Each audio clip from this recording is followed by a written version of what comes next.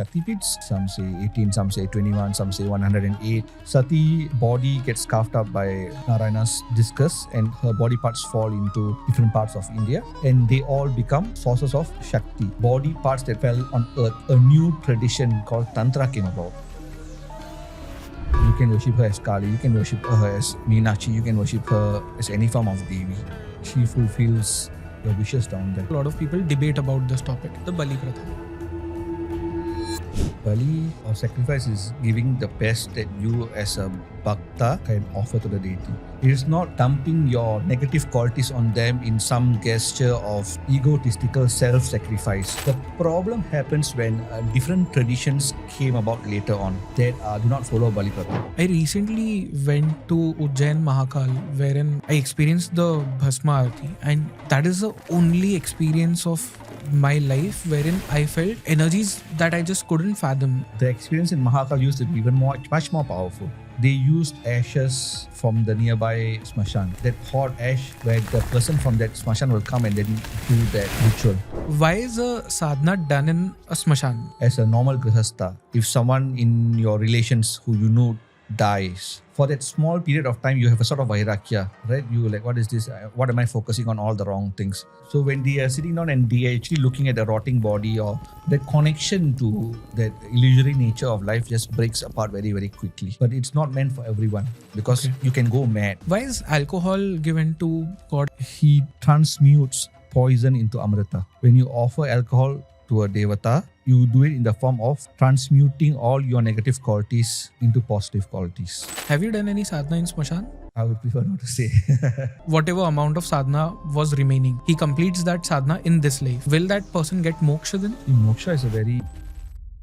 Namaste Jai Hind, my name is Jayesh Gangan and this is The J Report, a podcast for all your intellectual curiosities. On tonight's episode, I have a very special guest. His name is Guruji Shree Kumar. We talk about Tantra on this episode. We talk about Hinduism. We talk about ancient temples. We talk about ghosts and paranormal activities. This podcast is for all those people who are interested in the occult. So without any further ado, let's begin in 3, 2, 1.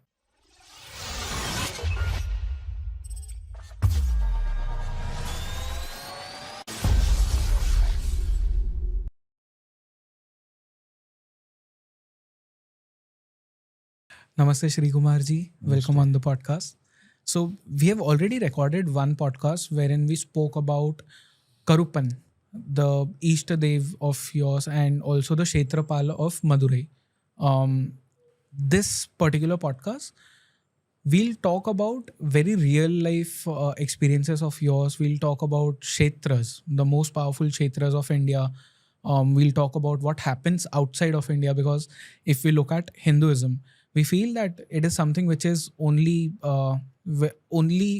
based in India, but then the energies of Hinduism and the energies of our gods, they are present all across the globe. So we'll speak about all of that. And firstly, welcome on the show.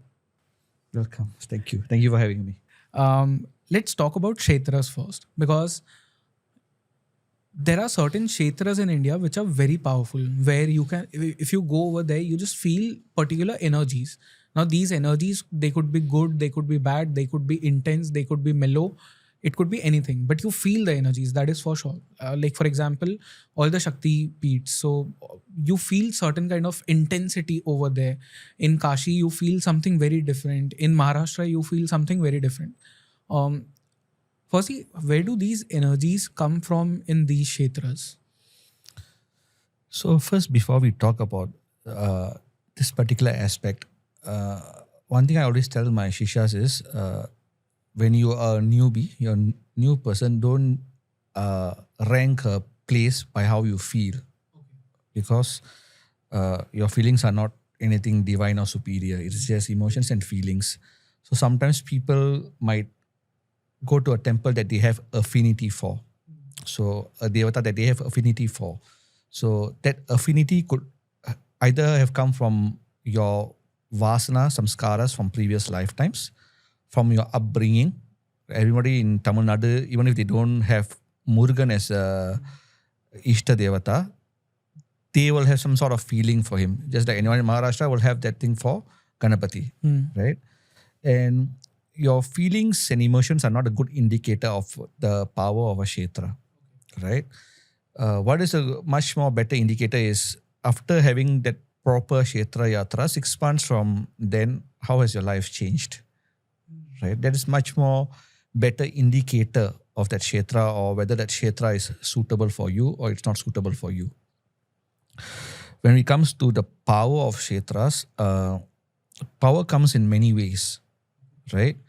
There are all kinds of temples, shrines all over Bharat. And everything has a unique, distinct type of empowerment, if you will. When we are talking about temples, we have to also realize a lot of temples were destroyed by invasions and it no longer have that power that they once used to have. Pariharas have not been done, things have not improved and things like that. Different temples, a lot of people don't know, a lot of people from the north, east of India and all that, when they go to South India, they marvel at all the South Indian temples, that architecture and structure and the kind of rituals that go on there. But most of them do not know that most of these temples in Tamil Nadu especially, the Shaiva temples, are based on the agamas, which come from Kashmir, which comes from Kashmiri Shaivism. In Kashmiri Shaivism, there is these 28 agamas. And as per region, 1 or 2 agamas will dominate the temple building process in a specific place. In Tamil Nadu, Karana Agama, Kamya Agama are 2 agamas that most of the Shiva temples are based on. When we talk about Agama temples, Shiva in the Agamic text give to people because they want to worship him in form. So you want to contain him in a specific form, in a rupa, in a temple structure. These are the rules, these are the injunctions, these are the kind of pujas, whether it's you need to do puja 6 times a day. Once every 6 months, you need to bring the Utsava Murti out to the public. So there are specific rules and regulations, even from choosing the land itself. So if you do Graha Pravesha, when we do it in your home, the Pandita will come in and then he will ask that Ashtadik Balakas to be present. Right. And because the Ashtadik Balakas can remove any negative energies in there. Like Indra is associated with one kind of being, let's say like Rakshasas, Yakshas, Nagas. So they will clear these energies. This is even more important in a Agama Kshetra. So they will actually tell the Nagas who are present, okay, we will give you an alternate place to stay. Please leave. We are building a temple. And like Nagas prefer places where there's water. Some other beings prefer places where mountainous areas. So they'll do this by signs or prasanna, where they use that cowrie shells to calculate these things. Okay.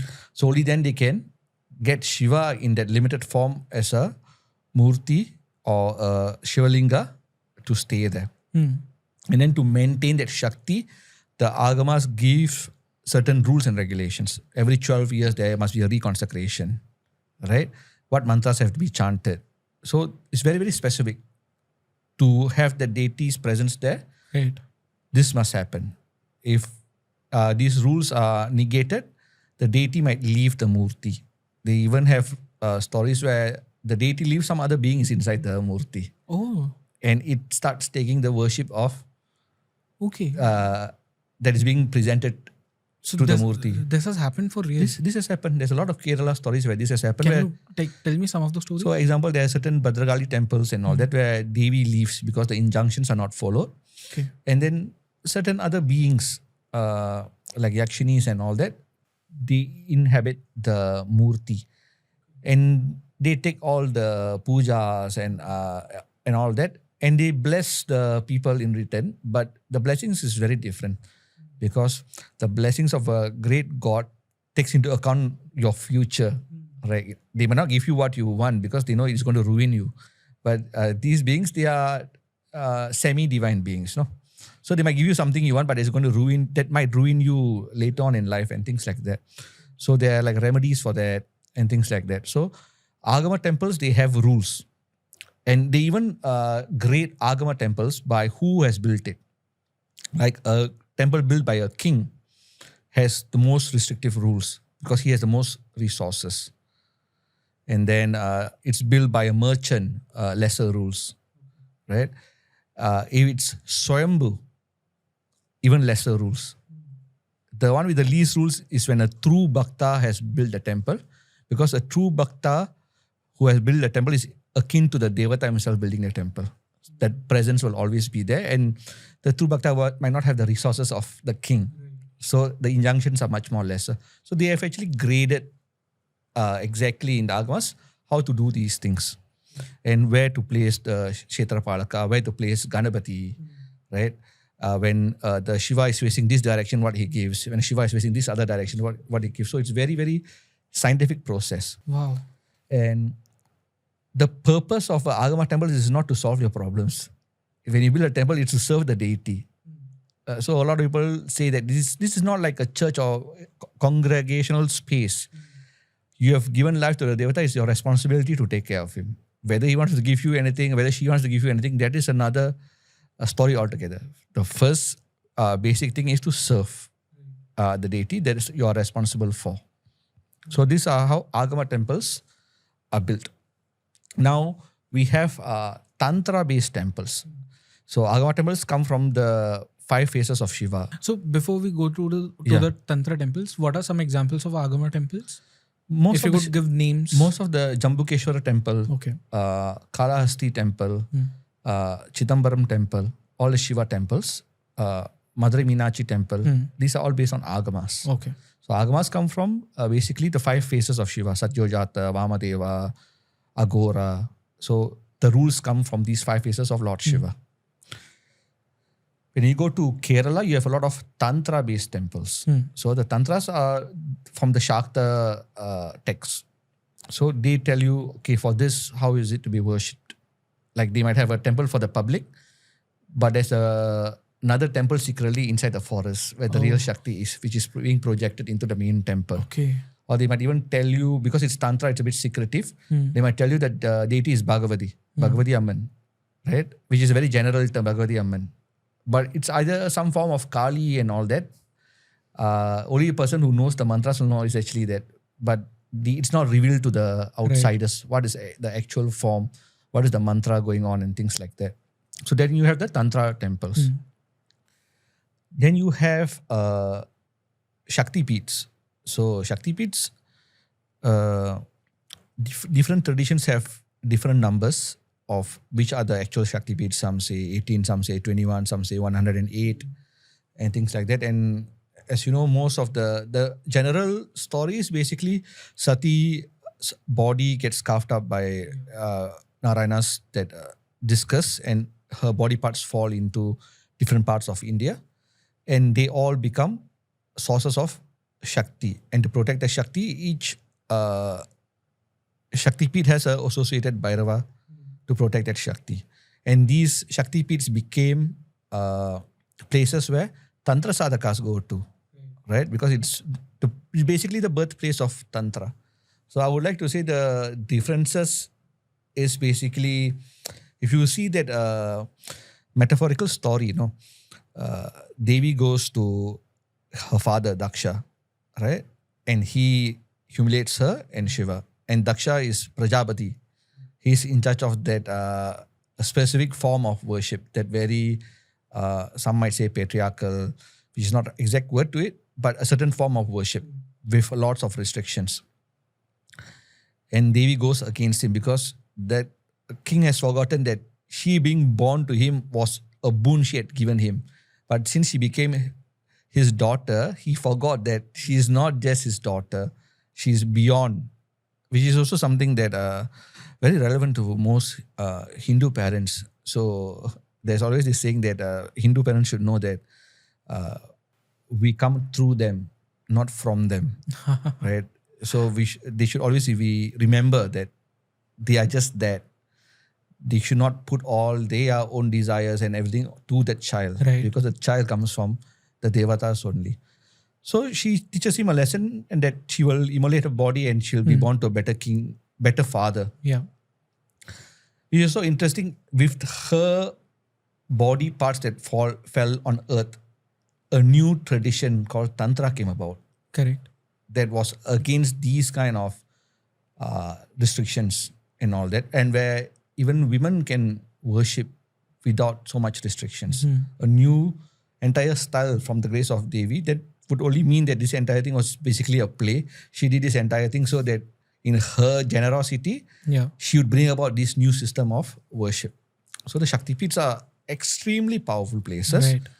Right. Even certain Shakti Peethas have been, over time, the tradition has changed. Like, for example, Kolhapur, Mahalakshmi. She's not exactly a Vaishnava. She's not Shree. Oh, okay. Because Shakti Peethas come from the body of Shiva's wife, Oh, right. Yeah. right? So if you look past the history and all that, originally there was a Bhairava down there. It was also known as the Mahasmashan. You look at the tantric texts, even the Vajrayana, the Buddhist tantric text, they mention that only. Later on, as you know, when kings convert, they take on different religions, like they converted to Vaishnavism and all that, they changed it into Vaishnava style form. But if you know Shakti Peeth, it's always associated to Shiva's wife only. So let's take Kolhapur for example. The kind of worship happens over there today. It is very different from what it originally was. But the energy is still the same, or the energy has also changed. The energy is still there because they come from Ma. So those energies cannot be changed. I think there are even stories where certain Devi Kshetras, I've read it somewhere or heard about it somewhere, where it has become like a place of worship for some other religion, that they go there for getting boons of getting children. But externally, it's another religion's place of worship. But this was originally a place of worship Hindus go to, right? So even if it's clothed or camouflaged with something else, the real Shakti, because it's not an Agama temple, right? It's a Shakti Peeth. The Shakti will always be there. Okay. So I don't know how to frame this again, but Sambhal, for that matter, a Shiv temple was excavated there from inside that mosque. It was blocked by a wall. And I'm sure at some point some invader might have done that, because invasions happened on the basis of religion. That is the truth of the world we live in. And they blocked the temple. But the energies would remain over there, even if the temple was converted into a mosque or anything. That depends on whether it's a Agama temple or it's a Shakti Peeth. I can only say for Shakti Peeth, the Shakti will always be there. It will always be there. If it's an Agama-based temple, if the worship is not done, then the Shakti will dissipate. Okay. Right? Then they have to reconsecrate it. They have to start doing, if it's a Shiva temple, they have to do pariharas, prayaschitas. They have to do certain, like the Sri Rudra and these kind of things. They have to do, there's a lot of processes involved to give the Shakti back. Okay. Yeah. Okay. So, is there any Shakti Peeth in Kashmir? I think there was the Sharada Peeth, originally. I think they're trying to revive now. Right. But the original Sharada Peeth, it is in Pakistan occupied Kashmir. Yeah. So, of course, we cannot go over there and we cannot do the pujas over there. So, what happens with that then? The Shakti will still remain over there? Shakti will always remain. Even if there's no puja happening It or any remain, worship? but it's whether we have access to the Shakti or not, that is the only answer, There are Shakti Peeths in Bangladesh also, if I remember. So, Shakti is always Shakti. Your access to it is, whether it's limited or you have access to it or not, is depending on your responsibilities and what you have done society-wise and also as a culture. Okay. And why does this happen that some of the Shakti Peeths, they feel more intense than the others? I mean, is it really that, or is it just something which we feel? I think we can't really give a generic answer to that. Like, to really know if you're going to a Shakti Peeth, you should always do some sadhana of Devi. Like any Devi sadhana can be done in any of the Shakti Peeths. So whichever form of Devi that you have an affinity for, whether through your upbringing, through fascination, through vasana samskaras, basically every one of us, if you watch Avengers, some people like Thor, some people like Captain America. We can't tell exactly why we like it. We have certain inborn traits. Just like how someone who likes to be humble, not to be too much of a braggart, but still have inner strength, they might have an affinity for Hanuman Swami, right? Someone who's like an anti-hero, they always hated their teachers and their discipline master, they might go for Bhairava or Karpan kind of thing that is anti the mainstream. So that depends, Now, for different Shakti Peeths, like I've been to a few of them. So I've been to Kalighat, I've been to Madurai Meenakshi, I've been to Kanjipuram, I've been to Maa Kamakhya, and recently to Tarapith. So all the energies felt different. When I went to Madurai Meenakshi, it was very sublime. The energy was very, very sublime. It was not in your face. Kind of like Palani Murugan temple was a very in your face temple. I'll talk about the 6 Kshetras of Murugan later. So Madurai Meenakshi was very, very sublime. But to feel that kind of sublime energy, you need to have done sadhana. Or you might miss that. You might interpret this thing as is empty. When I went to Kalighat, if you see, it's chaos. Maybe probably now is better. There's chaos. The Panditas behave like henchmen of some villain, right? And around that area is also that red light district around there. But if you see the energy of Kali there, it's basically like almost like a yantra with all the avaranas and her guardians are down there. It's her energy only. Kamakhya, she's like, that's that Adi Peeth, the Devi's Yoni fell. So that is like the main Shakti Peeth. So everything is contained within Kamakhya. There's not like all the other Peeths are contained within her. All the other Devatas are contained within her. What is not found there is not found anywhere else. So you can do any sadhana there. And she is known as Kameshwari down there as well. So, and Tripura Sundari. Yeah. So you can worship her as Kali, you can worship her as Meenakshi, you can worship her as any form of Devi. And she fulfills your wishes down there. Now, Tarapith, which I went recently, that was a nuclear explosion. So that was very, very powerful Shakti. So it was one of the biggest energies I felt other than Palani Murugan temple. It was just like a big explosion. Devi's feet is there. And the Pandita took my hand and placed on Maa's Murti. It was crazy explosion. So what did you feel exactly? I mean, when you say explosion, what does it When I say explosion, that means I cannot explain it in words, So words have limits on what you experience. You can't really, like you say, love. It's an emotion. It's a very poor substitute to that feeling. Yeah. So you can't really put it into words, but it was a big explosion. It was a very crazy energy. Okay. So you felt that power. Yeah. Okay. Explosive power. Okay. And do you want to talk about that whole story behind you going to Tarapith, which you told me off the camera? Yeah, sure. So about 6 months ago, or 5 months ago, I think it was in May, I was meeting some Shishyas in Delhi, and also some of my readers also came about there because I have a following of people who read my writings in Facebook and things like that. And then one of this person asked me about Tara Ashtotra. So I'm very careful when I say certain things. Yeah. Because the problem is there are people who are masters of one aspect. Then they try to give their unfounded opinion on everything that is actually they have no idea about. Right? And then they cause a stir and Hindus start fighting among themselves in social media and these kind of things happen. So I said, I don't have any practical experience of this Devi form, even though my Devi sadhana is my main sadhana outside of Ganapati. My main sadhana is a Devi form, which I don't really share outside. But I told him 1 or 2 things that I know about that form of Devi. Because in certain traditions, that form of Devi is also considered a spouse of Ganapati.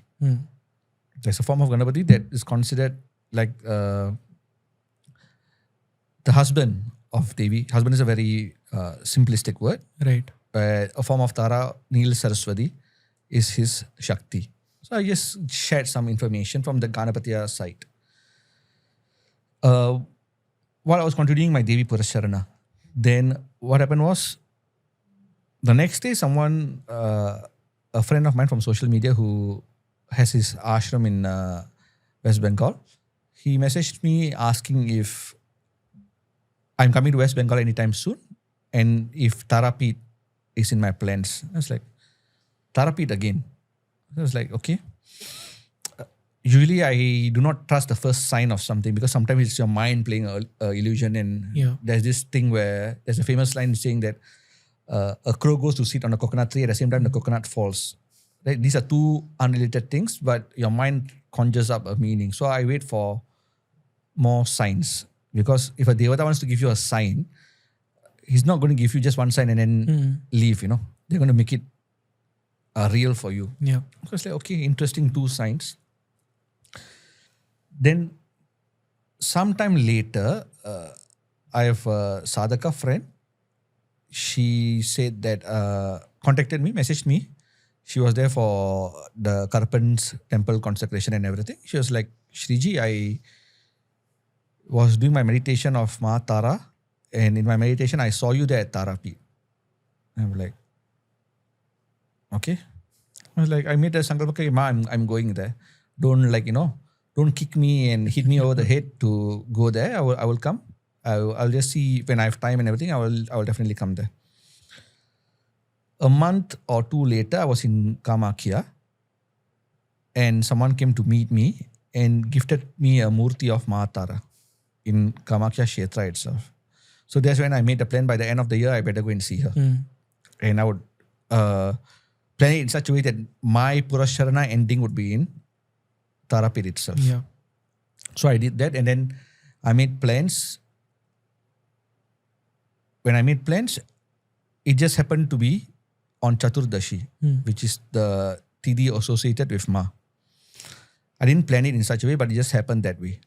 So plans were made, and I went to go and see her and all that. This interesting thing happened. So I had this Vastra of Ma from Kamakhya. So they have this Rakta Vastra of Ma. So I have a yantra of a Devi. I keep her Vastra above it and a small murti of Devi above it.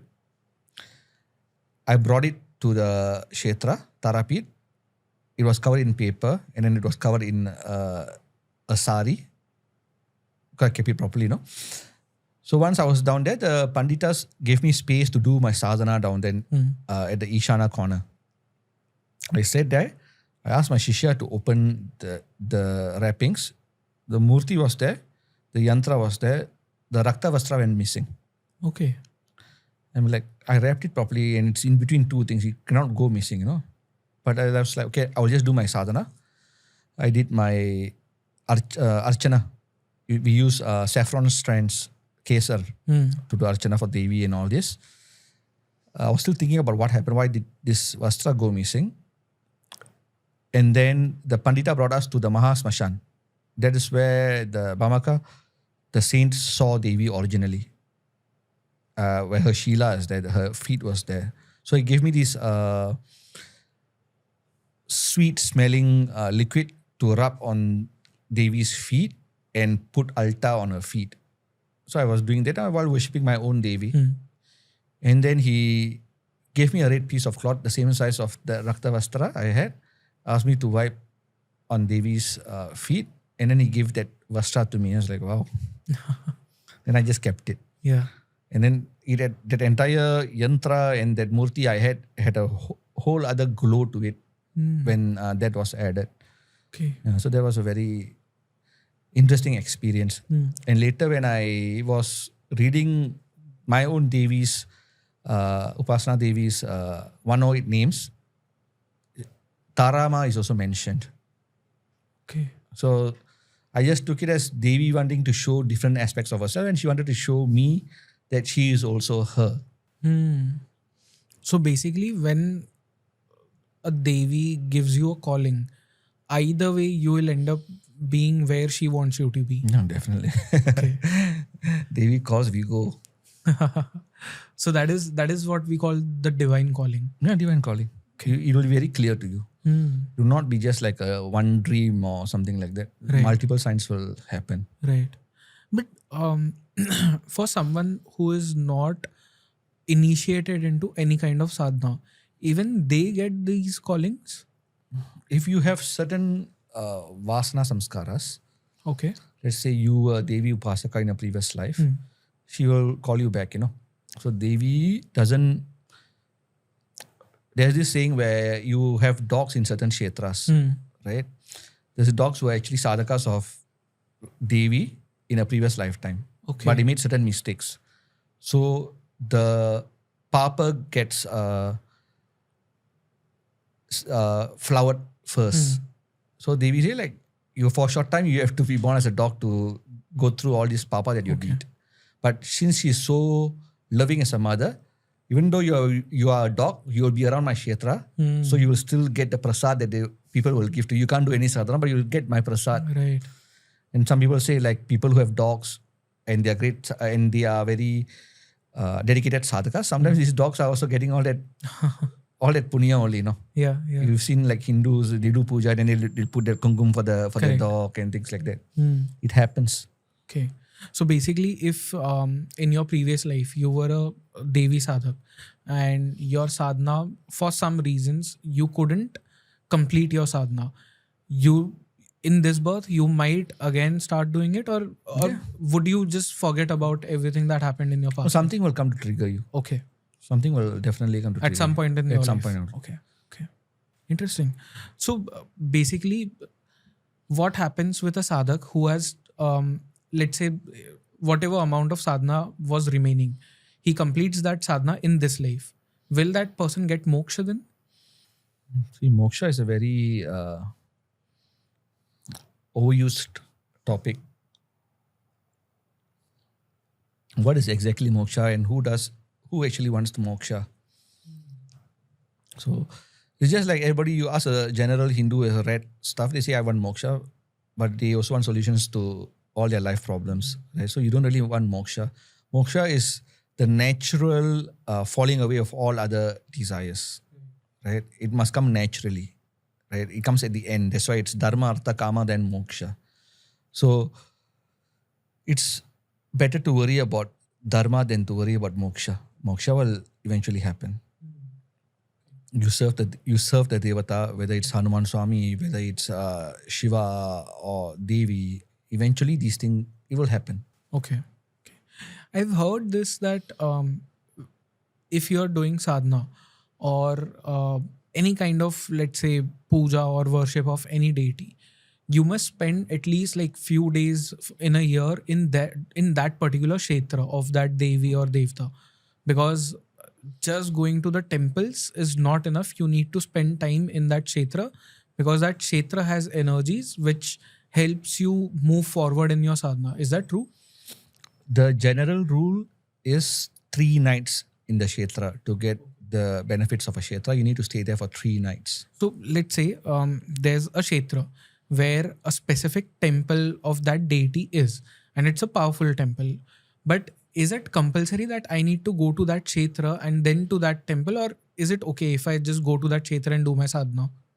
I think it is okay. If you are going alone, you can always sit in the premises and then do, like example, Kamakhya is such a big premise.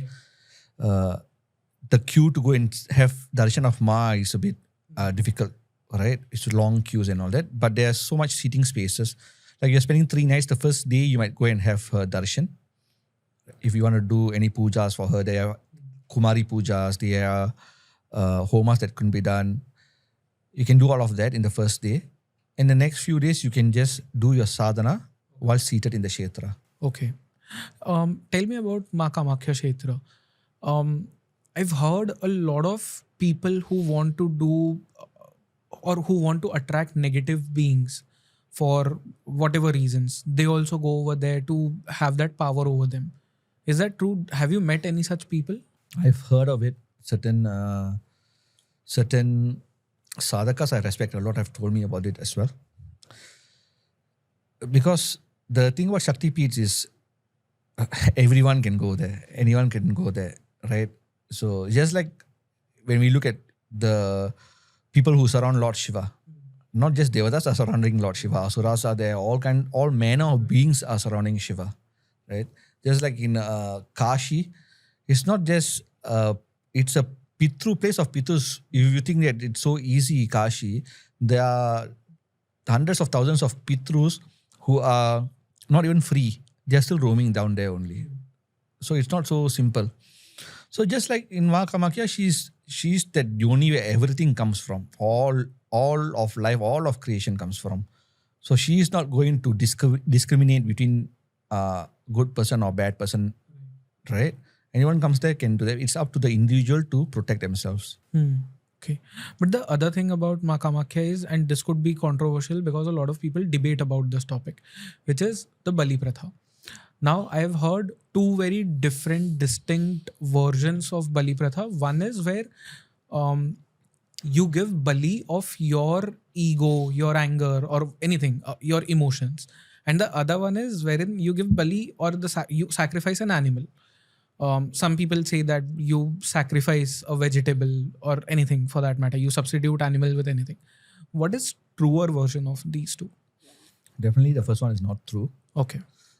Bali or sacrifice is giving the best that you as a bhakta or sadhaka can offer to the deity. So it could be anything from your emotion to the animal. No. Let me complete it. Okay. So bhakti and sadhana is offering the best of what is available to the deity and what they like. So if it's in the Shastras that they have said that they like this, right? For like Kamakhya, Bhairava himself says what Maa Kamakhya likes. So I am not a greater authority than Bhairava. So it's giving them what they like the most. So if you want to get like a sari, whatever you can afford to the highest of your ability. It is not dumping your negative qualities on them in some gesture of egotistical self-sacrifice. You're dumping your crap. Cleaning yourself is for yourself only, not for the devata. It's for you. Right. So don't confuse these things. The problem happens when different traditions came about later on that do not follow Bali Pratha, right? And then they reinterpret these traditions, right? Like I told before, yogis have said that the true Triveni Sangam is the meeting of the Sushumna, Ida and Pingala Nadis. That doesn't negate the true Triveni Sangam where everybody is going to Mahakumbh right now, right? So that would be ludicrous. Yeah. So if a specific sampradaya is reinterpreting certain things, that is fine for your own. But you can't negate the truth of what is written in the Shastras. Secondly, this entire Bali Pratha thing is the most hypocritical statement I've ever seen. Any graph will show you that the consumption of meat just keeps going up and up in today's world. So you can buy a box of 9 chicken McNuggets that is mashed of different body parts of different chickens all into chicken nuggets, and you can have nice meals like that. But if you offer it to a devata in a Shastra injunction followed way, it's wrong. Where the meat is going to be consumed anyway, the food is going to be eaten anyway, right? So what's the difference? So there, I don't find any truth in that original version. But why is Bali Pratha done? I mean, if you're sacrificing a goat or let's say a bull, because we were talking about what happens in Nepal, there's this tradition wherein a lot of I think they are bulls, they are sacrificed. And I saw a video where I could see the dead body and the decapitated head of the bull. Why is this done exactly? I mean, is it just an offering to the deity? Is it something to make the deity happy, or what is it exactly? There's so many reasons for it, but we don't really have to go in. If someone is bothered to read the Shastras like Kalika Puran and things like that, they mention what Devi wants, right? They mention she likes these things, you want these things, you have to give these things, what she likes. So let's say you are married to a spouse, right? If she wants something, you don't ask, why do you actually want this thing? right? What is the internal? You don't go and do all of this. She likes it. You give what you can afford, right? It's the same thing. Why do you have to go and Bhairava has mentioned this, the Puranas has mentioned this. Then if that's the form of deity you like, just follow that. So just like when people say in the Vaishnava Sampradayas, they say that Bali is wrong, but no one's offering Bali to Vishnu, right? So it's best for them to stay within their lane. They keep their achara, Maria achara and everything within their Sampradaya. Don't impose it on other people's Sampradaya. Then if other people start imposing their rules and regulations on them, for example, in the Ganapatiya Sampradaya, Tulsi is forbidden to be offered. It gives you Naraka Parakti. Because Ganesha doesn't like Tulsi. Most of the Vaishya temples, the main thing you offer is Tulsi. So can I say, Ganapati says that in our Sampradaya, it gives you Naraka Parakti, you should not use Tulsi leaves. It's ludicrous, Just follow whichever path you're in without trying to give your judgments that nobody asked about. Okay. But is it the animal sacrifices which happen at certain places, are these also used for, let's say, to do black magic? Bali is not directly linked to black magic and all that, right? So, for example, there's a lot of Grama Devata temples where Bali is used as a form of empowerment. Empowerment of the Murti. So, now we spoke before about Agama temples, they have extremely strict rules on keeping the Shakti of the temple. In Grama Devata temples, they do not have such strict rules. The Grama people also cannot follow these rules. And the temple, there's barely pujas done on a daily basis. Probably once a day there's pujas done. Once a year, Bali is done for the deity to maintain the Shakti of the Devata, because the Prana Shakti goes to the Devata. Now, if you are looking for only moksha, you don't need any of these. If you are someone who doesn't want anything from God, you don't want any of these things, you are just looking for moksha, you don't need to give Bali. But you are asking for things in the material world or certain siddhis, certain things like that, there is a give and take, which has been elaborated by the Sampradayas. Okay. This will be very controversial. Does Nar Bali also happen? Not in this day, I would guess. There used to be Nar Bali happening in Kamakhya, where the kings would sacrifice the invaders to Maa. There were also a form of Durga Devi. I forgot the actual term for her. In South India, where Kotrave, the name is Kotrave. So the form of Durga Devi in South India called Kotrave, where before certain wars, the warriors would sacrifice themselves. One or two warriors will sacrifice themselves for the benefit of the war. Okay. They have something called Veerakal or hero stones in these Devi temples, where they will show either the warrior having a sword on his neck or with a sword in his body to commemorate the sacrifice of these warriors. So even in the Mahabharata times, you have these stories like someone called Iravan or Katusham, right? In Tamil Nadu, they call him Aravan, where a being sacrifices himself because there was a sacrifice needed for war, and Krishna asked one of them to sacrifice. Right. So these things were there.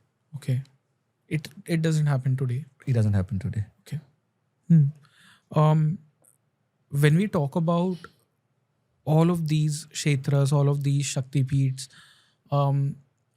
if a person goes over there, I've heard these stories that a lot of black magic happens on people who are new to these places, who don't know what to do after going there, or they don't know how to protect themselves by doing certain sadhanas. Is it real that black magic happens at these places and it is used as something to attack someone? See, there's no something called black magic. It's just who uses something, for what end they use something. So when you're talking about certain places like Like for example, when I was going to Kamakhya, when I was beginning to go to Kamakhya, and then I asked someone, I was referring some of my female shishas who wanted to go there. He told me that for you, anything is okay because you have Karupan with you. But for them, it's not advice because I have seen all manner of things happen there. So it's better to be safe. So he told me that, and then I told my shishas, like, stay safe, don't go out by yourself and all these kind of things. And yeah, Okay. So someone like me who is doing no sadhana or anything, should I be going directly to Maa Kamakhya, or should I like first do some sort of sadhana and then I should plan? any kshetra you go, it's best to do some sort of sadhana to make yourself worthy and also to cleanse yourself, be conducive to the energy of the kshetra.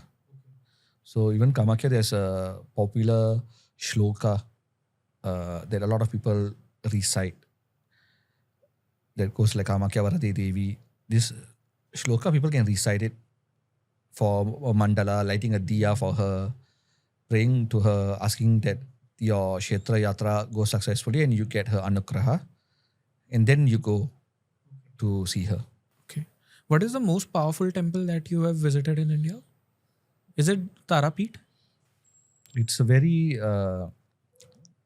interesting question because when we say power, how do you define power?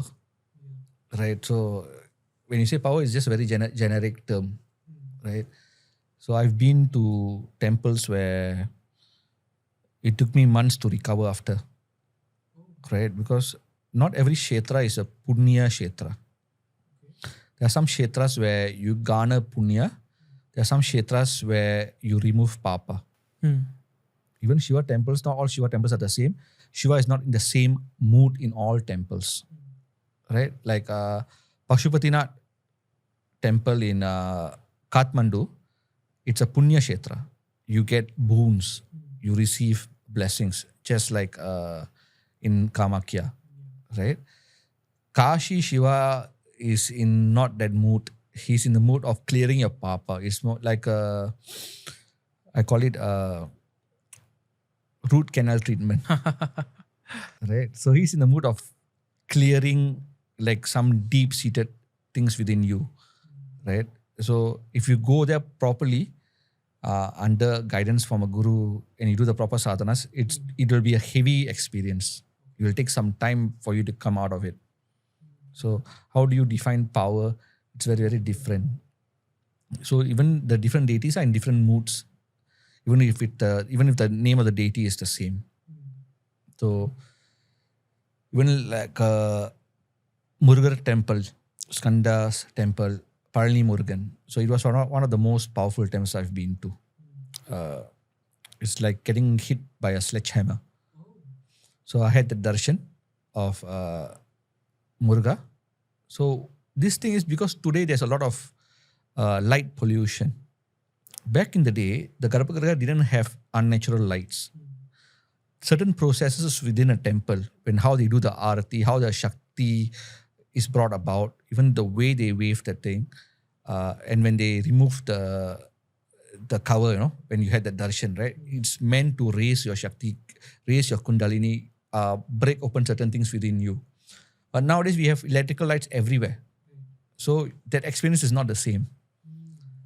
But places like Palani, they still use only natural lamps.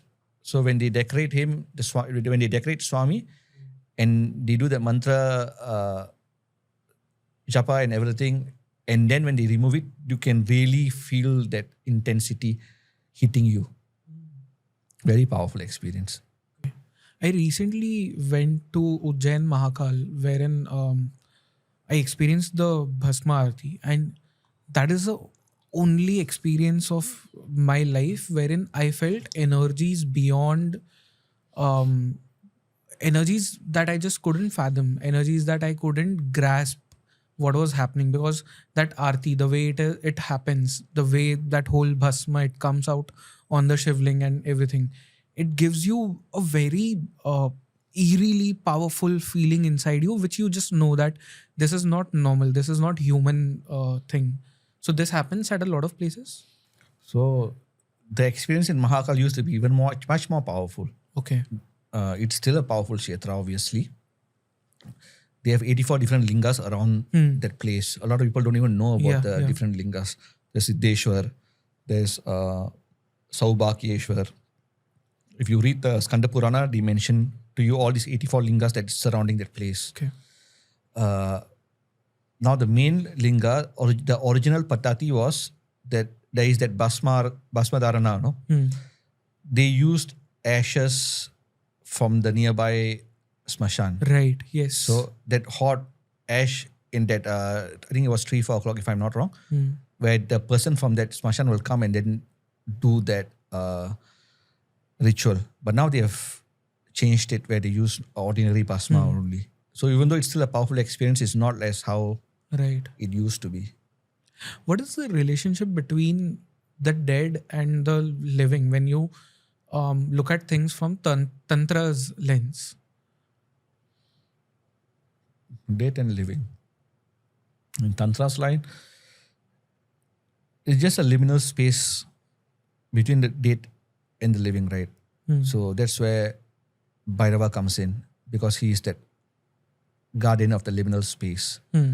So it's hard to put in words, because let's say a lot of tantric sadhanas, the deeper tantric sadhanas are done in Smashana.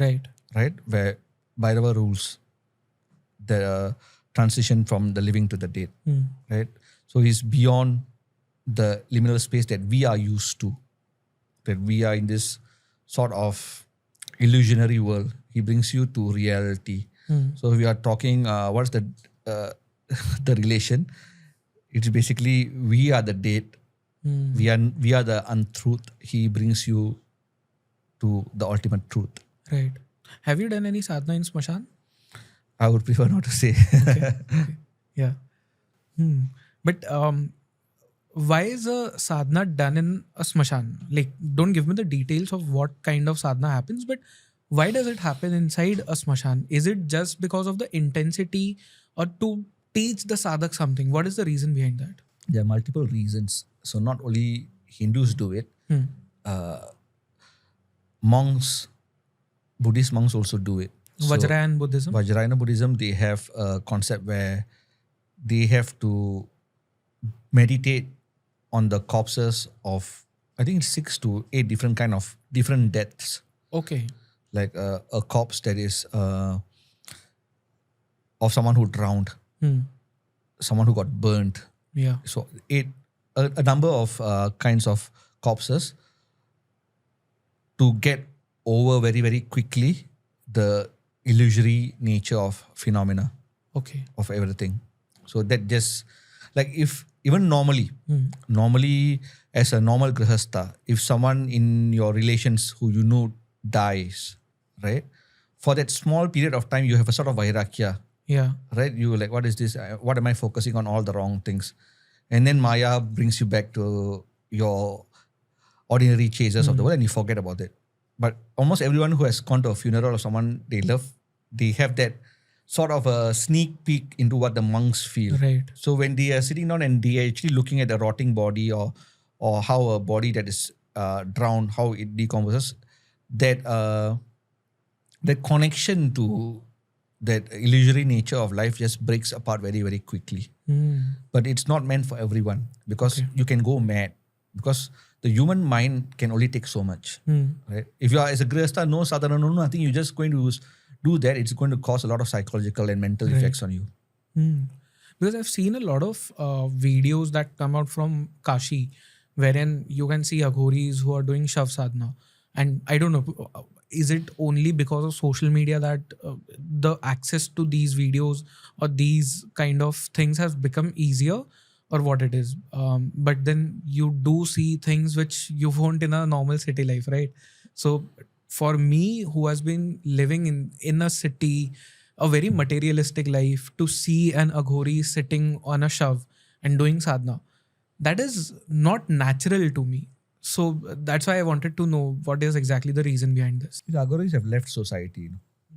They are on a one-track part of direct spiritual upliftment. Right. Why is alcohol given to God? Like, because I've seen in Kashi again, Bhairav is offered alcohol. And there are multiple reasons which I've heard.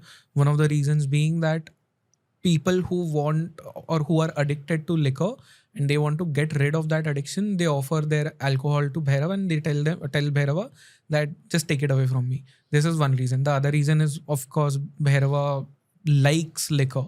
What is the real reason? Yeah. Because that's the only way he can stand to look at people like us when he's a little bit drunk and listen to all our stupid desires. So I used to tell that to my shishas, why do you offer alcohol to Karupan, who is a Bhairava form and all that? I used to say playfully that that's the only way. He has to be drunk to stand all the kind of stupidity that we inflict upon him. Yeah. But there's also this thing about he transmutes poison into amrita. So he transforms that physical giving of alcohol is only one thing. You know, he likes alcohol, that is fine. But he transmutes poison into nectar. So essentially the alcohol into nectar? Yeah. So alcohol is the poison? The alcohol is not good for your body. Right? Of course, yeah. Amrita gives you eternal life. Right? When you offer alcohol to a devata, like Karupan or Bhairava, you do it in the form of transmuting all your negative qualities into positive qualities. So that is one way of looking at it. This reminds me of what Jesus does. He turns Amrit into poison, water into wine, and the exact opposite happens over here. I'm not comparing both the things, just for a light-hearted moment. But we were talking off the camera and you told me something very peculiar, which was in some of the Chinese temples, these deities, they consider Indian deities to be their cousins. What is this thing? So in Singapore and in Malaysia, we have a lot of Chinese temples of Chinese deities. A lot of Chinese deities are related to us only because they are related to Buddhism. So they also have Yama.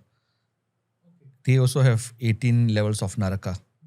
So they have like 5 different Yamas, or at each level of hell there's one Yama Dharmaraj. And so a lot of these pagan religions, they get along very well. Right. So because someone said, we worship so many gods. So what is one extra god is going to do? So we do not have spiritual poverty where we think that God should only be one.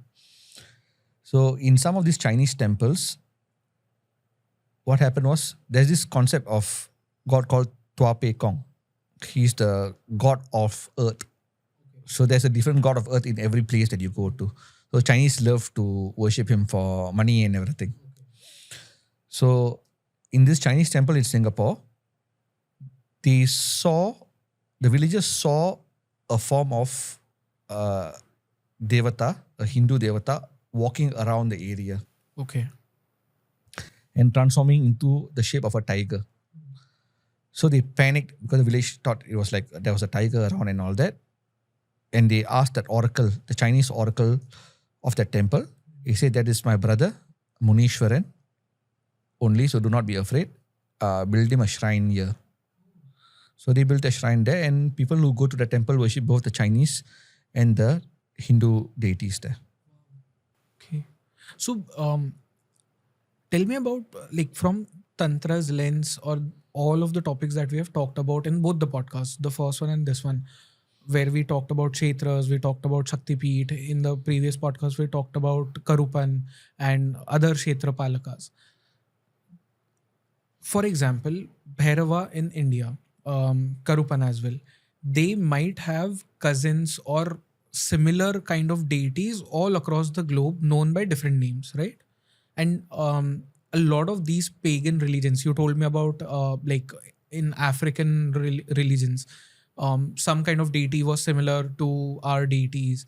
In Chinese, again the same. I'm guessing in Sumerian, the ancient religion, it might have been same. In Egyptian, it might have been same.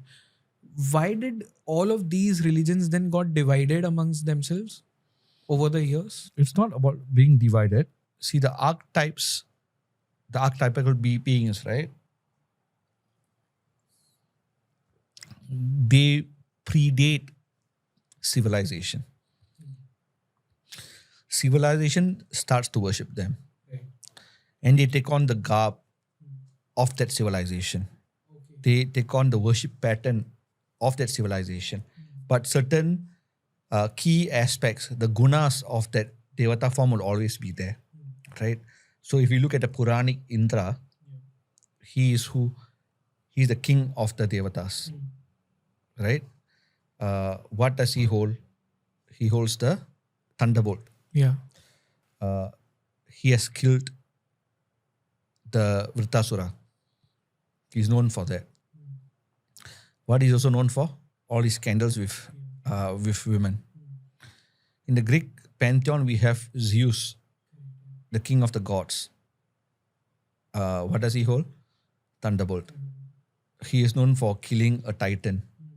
That I think it's in the form of a snake as well, or dragon. And what is he also known for? His scandals.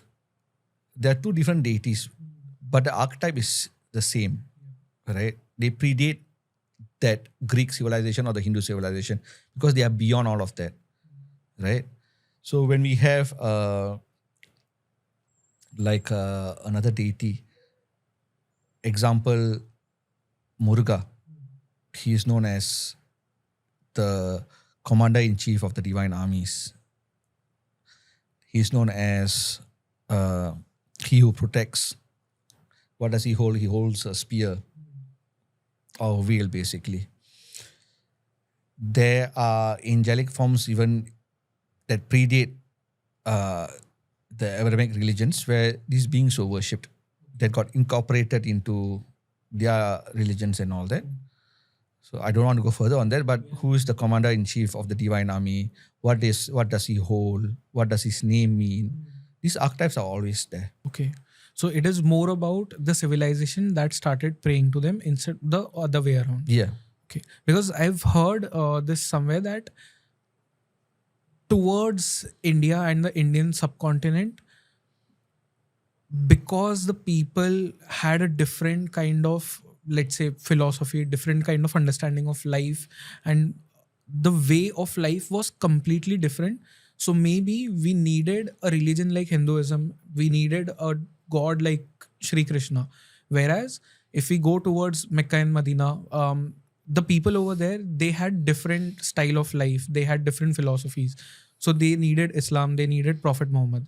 If you go towards West, they had different life. So they needed Jesus Christ. So in that manner, I think what you said, it fits in right over there, that the civilizations, because they started worshipping these gods, and that's how they fit in. Okay. Interesting.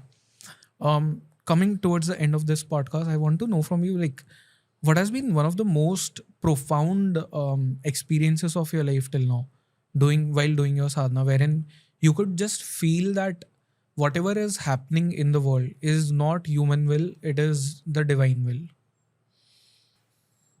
Like I told you off camera, it took me 12 years to come to the level to build a temple for my Ishta Devata. So when I first looked at it, it was a culmination of my sadhana, my journey, the goodwill I garnered and things like that, that culminated in the construction of the temple, the different sadhanas of different deities I've done. And then when we actually went about building the temple, we found that where the temple is seated, just across the temple is a tree where there's a shrine with they call it a arwal or sickle katka, with a big boulder that years ago, Karpan appeared in the dream of one of the villagers saying that I'm in the stream of water in the form of a boulder. Please come and retrieve me. So they retrieved it, and as a villager, they didn't really pray much. They had a shrine, they had a sickle. They might offer some puja once in a while. But then the temple that we built for Karpan is just facing that place. So was it really me and my effort to do the temple or build up the temple and to fulfill my guru's words, or Right. was it all just planned and I was just being a unconscious chess piece in the board? So that would be my experience. Yeah. I think in the 2 podcasts that we have recorded, I have understood that some of the things, they are just not in our control. And I have a feeling that even doing these 2 podcasts, they were probably divine will, because every time I do a spiritual podcast, I never prepare because I like to go with the flow in these podcasts, because I feel these podcasts are happening for a reason. And as we discussed in the first podcast, that the rise of Tantra in general is happening because of a reason. Because we, as a nation, as a religion, as a civilization, we needed that energy in ourselves. And that's why the rise in Tantra happened, the rise in Bhairava energy happened. And these podcasts, they are just one way of going about it. So thank you so much for these 2 conversations. I really enjoyed. I learned a lot, and you probably pushed me in a direction that I should have been going. So maybe there was some divine will over there. But thank you so much for these conversations. Karparatunai. Perfect.